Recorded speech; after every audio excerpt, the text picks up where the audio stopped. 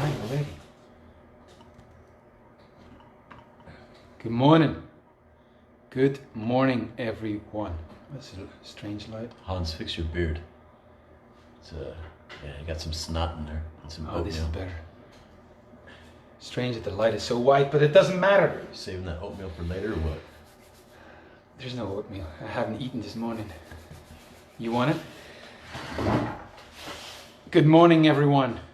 Today, despite Michael Skye saying we talked about this a lot, I want to pin him down, and I want to talk about what it means to be an ally, what allyship is, looking for a definition, but also seeing how it's different from a relationship. In the past couple of days, I've been talking and writing about relationships and what does it mean when we get into a relationship, when we get together, when we are the boyfriend, what qualitative leap have we taken? And I've struggled with it my whole life because in many ways I feel it's not much more than a set of assumptions, presuppositions, expectations about how your behavior has to be. And it's very disempowering, I think, the way we look at relationships. And so you have a concept that's called allyship. And if I get it right, it is mainly about you proposing to the other, when we're talking about women, for example, you proposing to the woman to be her ally, or more making a stand and showing up as the ally. And so what I would like, I love the concept because it goes beyond friendship, but I would like to try to find a way to define it, see how it's different from a friendship, from a relationship, and how to be an ally for someone. So I'll ask you, what does it mean to be an ally? Can you define it? It is undefinable by its nature. No, it's, I'm not going to give you like a precise definition, but let's talk about it. So what is a friendship?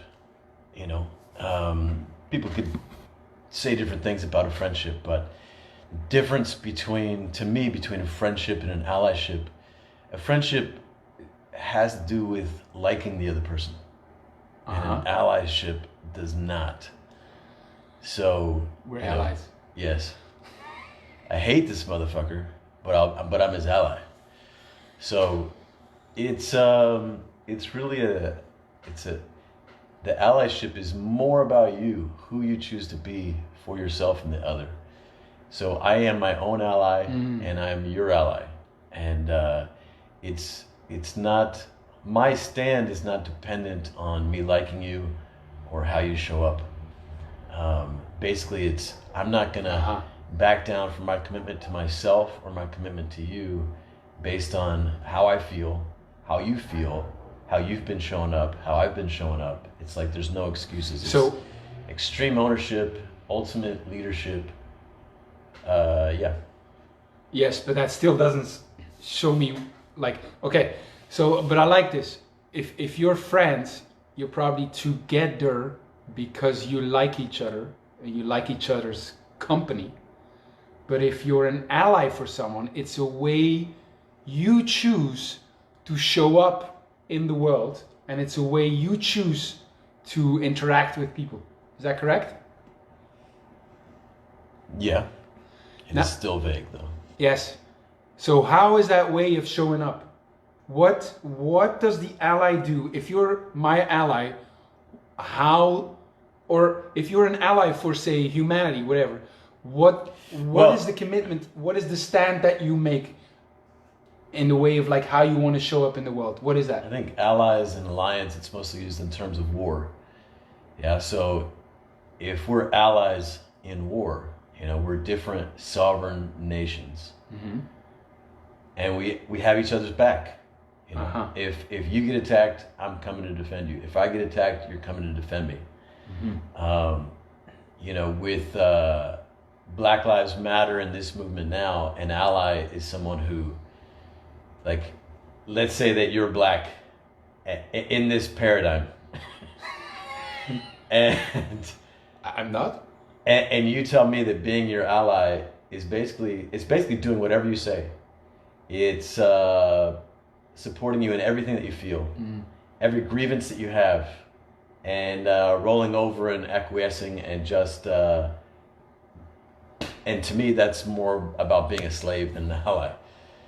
You know, so, but this also has to do with friendship, because you might say that if I'm your friend, if you are feeling like a victim, then if I'm your friend, I'm not going to call you out. I'm not going to challenge you to rise up.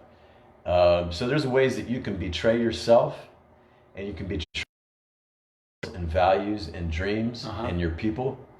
And if I'm a friend, you know, I might be more friendly with your personality or your emotions or however you're identifying yourself in the moment. But an ally it's more a relationship with the highest you, not with, like, you could say the highest you of the other. Yes. Okay, so what we got so far? The highest me with the highest you. I can see I got to keep you on track, and I'm going to do it. I'm taking charge of this. What's great, what you got so far is this, and I think this is good, is when friendship is based on liking each other, to be an ally is a way you yourself choose to show up in the world and choose to be for others, independent of how they are. So we leave the normal, more common definitions of allies, you know, aside. It is really a way that you say you want to make a stand. This is how I want to be in the world. This is how I want to be for people. This is how I want to show up. And then the way you show up is you see the other person, you know their highest values, and you don't let them play, you don't let them act not in accordance with those higher values. Is that something like this? Well, it's not about letting them act a Yes. certain way or not, but it's, yeah, I mean, I can see there's a struggle, like you want to really get like a precise definition, Yes. you know, and I don't know if we're going to be able to achieve that on the call today. But, for example, yesterday morning during our morning integration ritual, we'd had a narrating the war ritual, which is this ritual that we do, where I felt like I was pulling teeth. You know, you had a complaint about how I was being, and you were kind of resigned to that. And then I said, okay, well, pushing harder is not going to work here. Let me back off. Let me see how I can be in a way that calls him out. And then it seemed like, I don't know, it was very much seeming like this thing could go in a downward spiral. We could lose this ritual. And then we start making up things about each other, you know.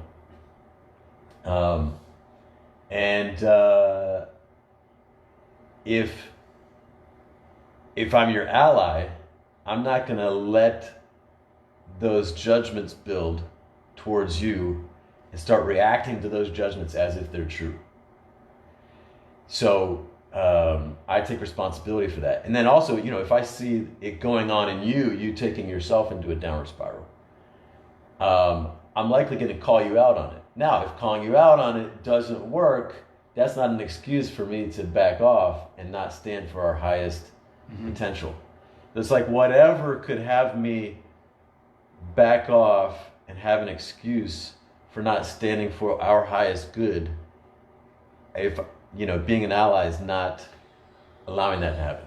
So if being an ally means to stand for the highest good of the other, that's tricky waters. Yes, we talked about this. But And with not excluding yourself yes, from that equation. standing for your highest good, standing for the highest good of the other.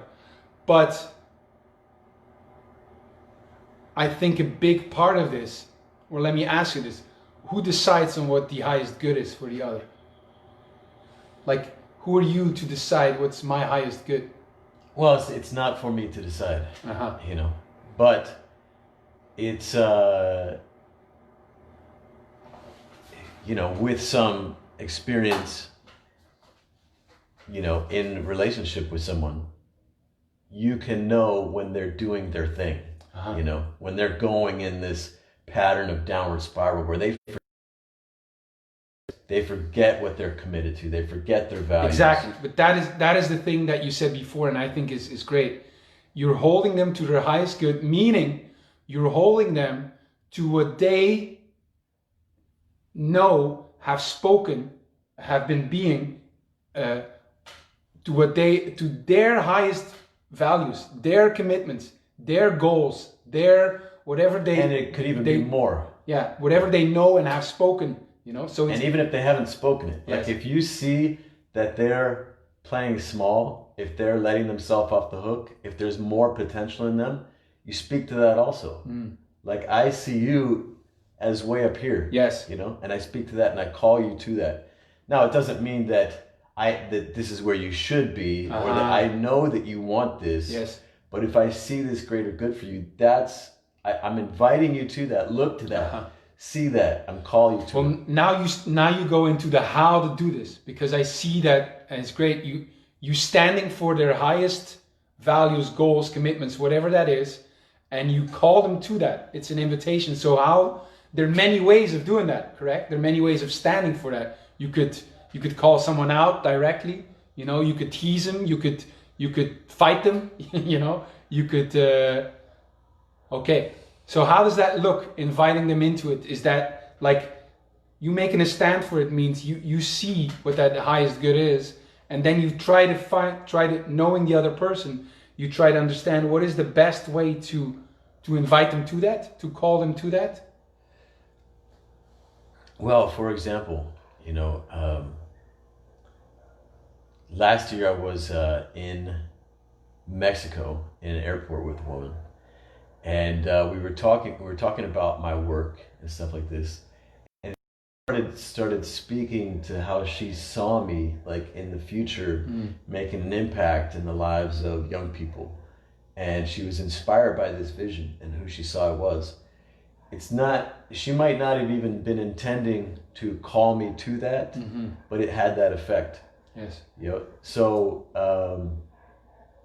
you know, we talk about the honor work. It's very much about remembering in your heart who someone is, but it's also reminding them, their heart, who they are, who they can be.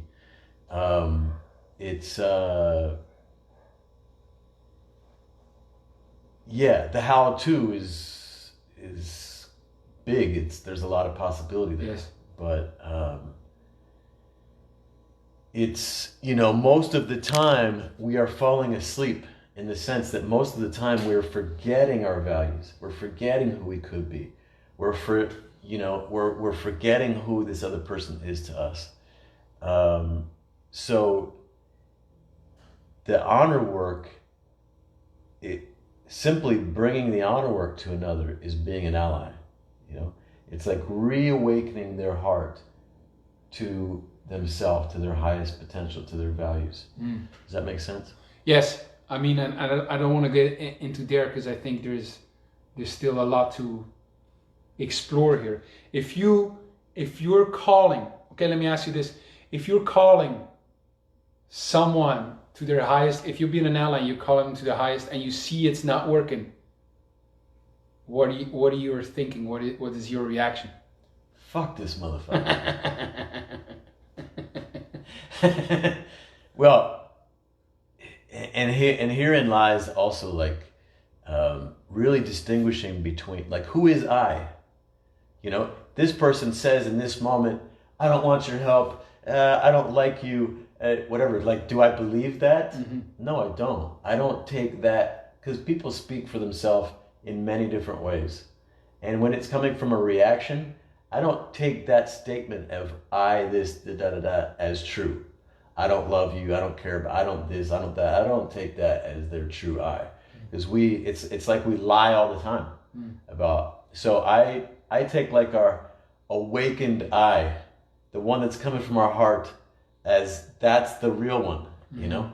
So also for myself, if I hear myself judging someone up, you know, F this motherfucker or whatever, like I don't take that as what I really feel. You know, and I have to remember in my heart, my highest self as well. So being an ally is constantly remembering, who am I for my people? Right. And who are they? I guess what I'm seeing is the danger, and what I'm speaking to is the danger of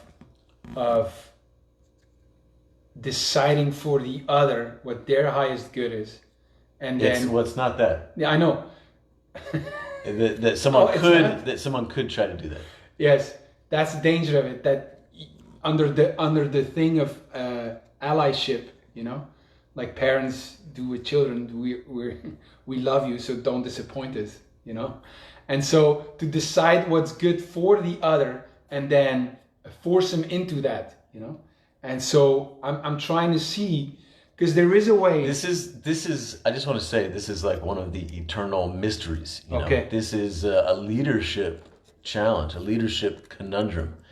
I don't know if you've seen. There's a movie. I'm not remembering the name of it, but where this music instructor pushes I think they're high school students or maybe university.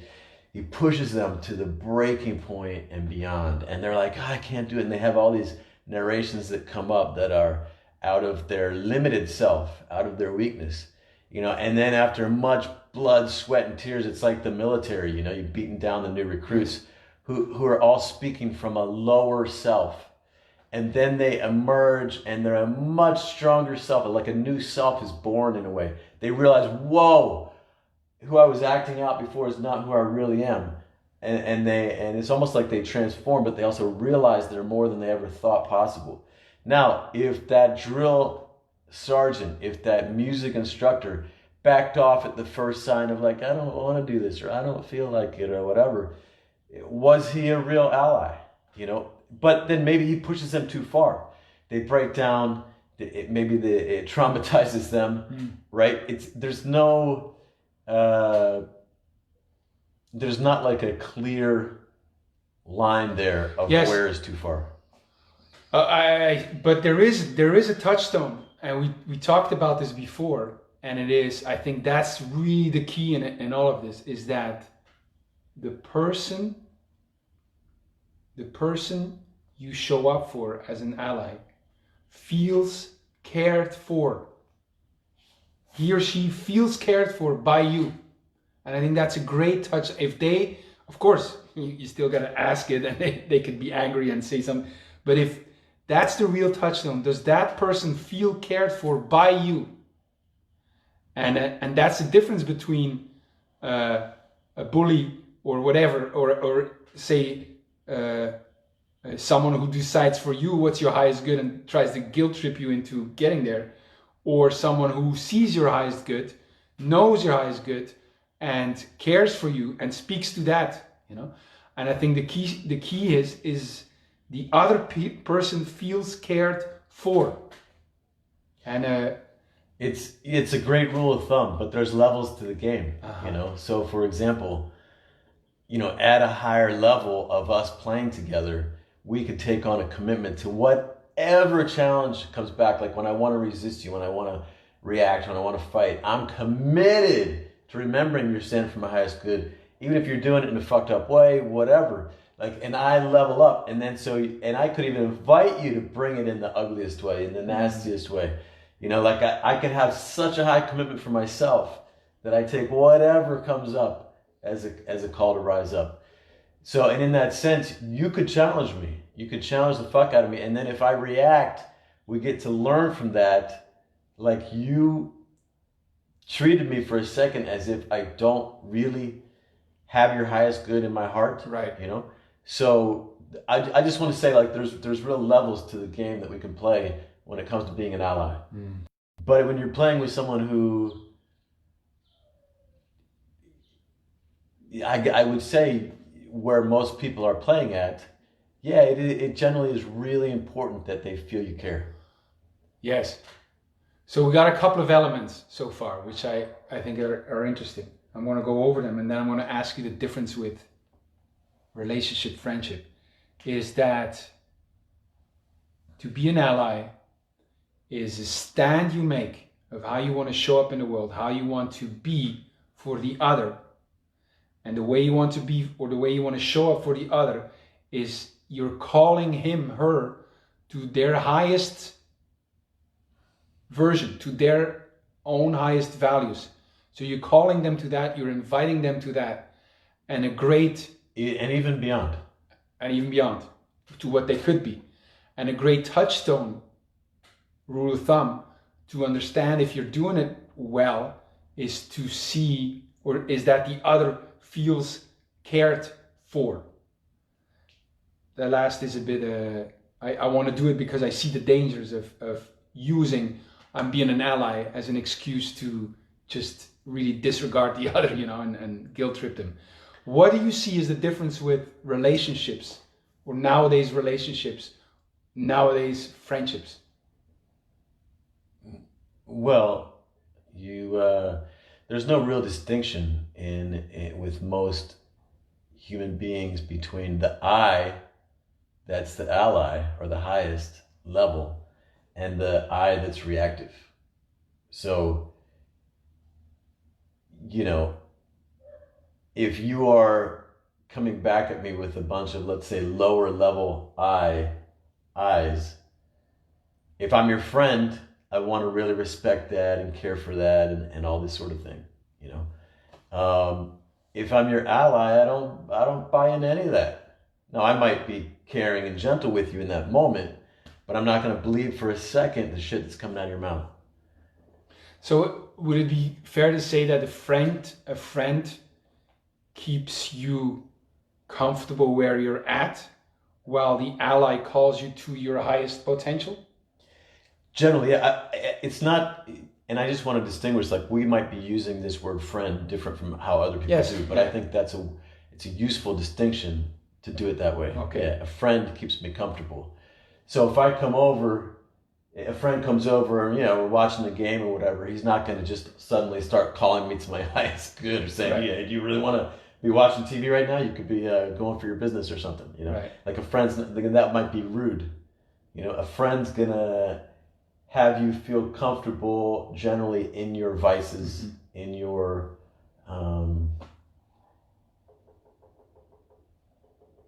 comfort zone. Yes.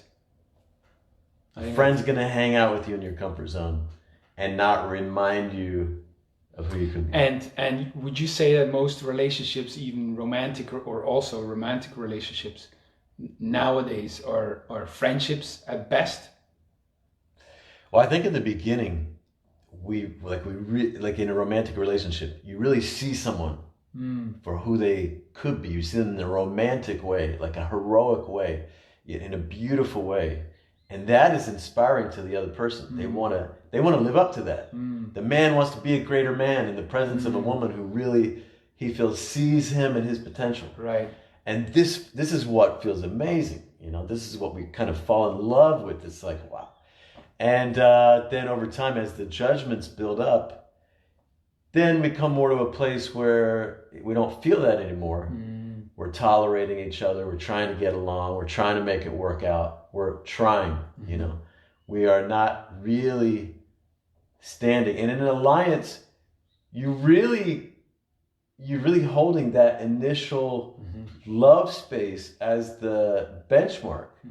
And you like, I'm going to remind this person who they are. I'm going to see them for their greatness in a way that inspires them to live up to it. And so what are some of the ways to be an ally, say in relationships? In a romantic relationship? For example, yeah. Well, Deborah and I, had a practice of every morning, we would, at 8 a.m. in the morning, we would face each other, take each other's hands, look in each other's eyes, and we would go through the who you are for me, who I am for you work. And it's it's like poetry, but you're speaking from the heart and you're really looking to see who is this person in terms of what they face and what they stand for. It's in that heroic, romantic light of looking to see their highest self, you know, and it reminds them who they are in a really beautiful way. It puts them in a story that has them desire to rise and live into that. Right. And then you say who you are for the other in the same kind of a way. Then them and who they are for you. And that's, I mean, that practice alone was really powerful. So that's one thing. That's one. Many ways, we could go into it to maybe another time, but yeah, I think the last thing you said here is very important, is that it is a practice.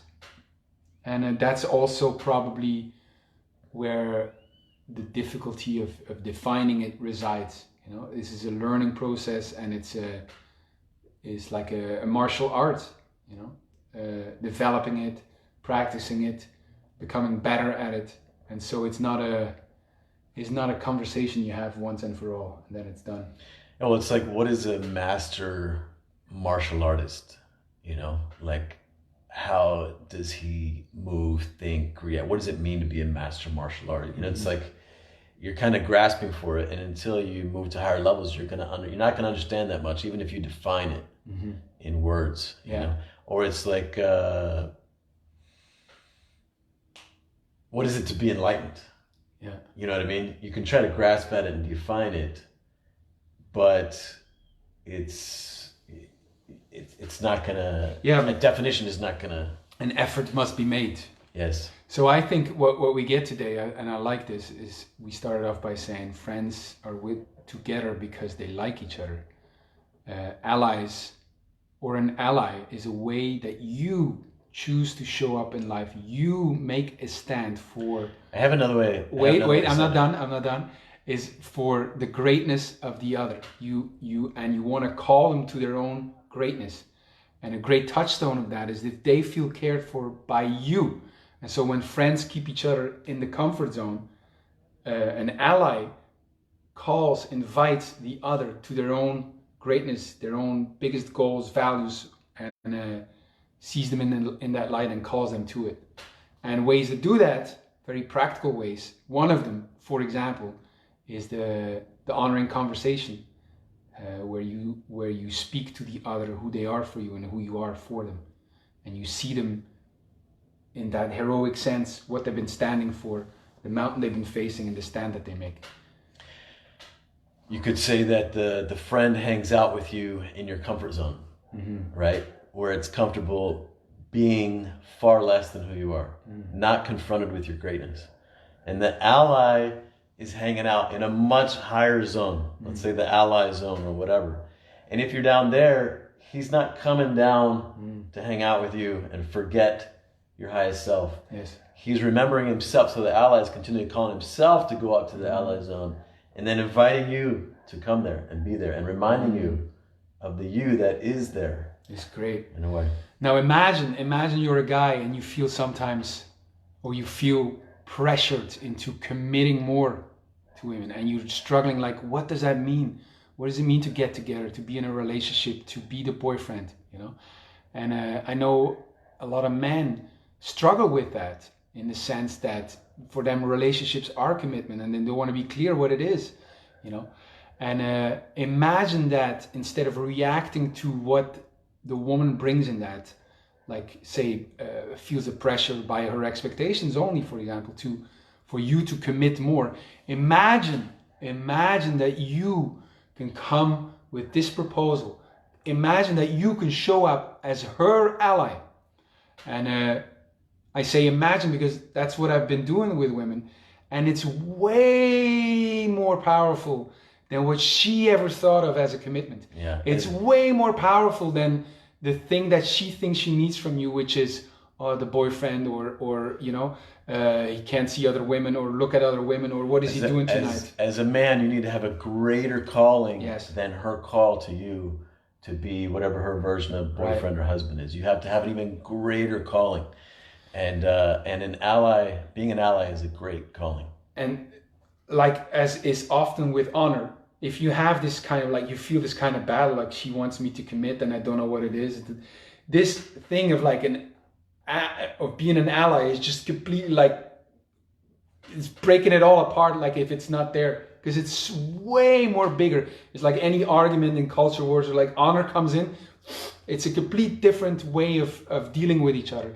And so imagine if you could figure out and you can make a stand for being an ally, and you find the ways and you train to be an ally for your woman, you know, these discussions about commitment and who am I to you and what is this, you know, they're going to be inconsequential, because you're going to come from a place and you're going to lead that relationship into something completely way more powerful than she ever thought of. You know, we have, and one great challenge in these times is this idea of equality and 50-50, and there's, you know, the man is no longer the leader of the woman in the relationship and all these sorts of things. And I think this in many ways can make a relationship far more challenging. And if a man assumes the responsibility for the leadership, what that means is if there's conflict, he's not battling with her as on an equal level to win the battle. He's leading the, like you said, the relationship to glory, you know? So he's not just the protagonist in this movie of fighting, but he's also the director, making sure that this goes well. It's like the difference between a parent who is friends with their child and who, when their child gets upset, the parent gives in to be the friend so that their child likes them. And the parent that is willing to tolerate the upset of their child to be the leader that their child needs to lead them to glory. So you see the intention of that. Then the practice is how to do that. This is really tough to be the leader. Am I still like really caring? Am I doing the right thing? You know, can I stand this Men, you need to be her daddy. Well, I don't know that, but like in a dance, you know, someone needs to lead, and lead your woman into adventure, lead your woman into glory, you know, and you could do that by showing up as an ally.